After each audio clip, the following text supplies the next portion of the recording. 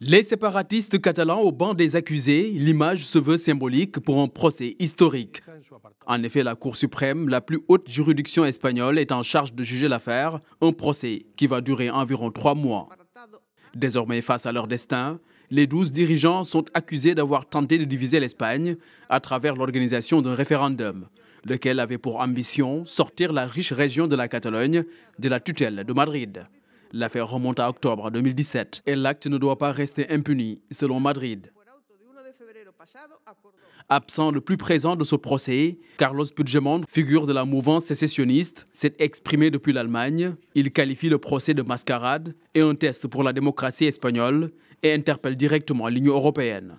Pour l'heure, la justice espagnole semble déterminée à se prononcer. Les peines requises à l'encontre des séparatistes sont lourdes, entre 7 ans et 17 ans de prison, et même à 25 ans requis contre l'ancien vice-président. 6 des 12 accusés étaient déjà en détention depuis plus d'1 an, poursuivis pour rébellion et détournement de fonds publics destinés à l'organisation de ce référendum. Un balai impressionnant devant la barre est attendu, pas moins d'une centaine de témoins, parmi lesquels l'ancien chef du gouvernement, Mariano Rajoy.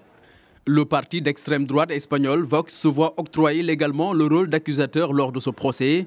L'accusation populaire constitue une particularité de la justice espagnole. La formation Vox réclame ainsi des peines plus lourdes contre les accusés, allant pour certains jusqu'à 63 ans de prison.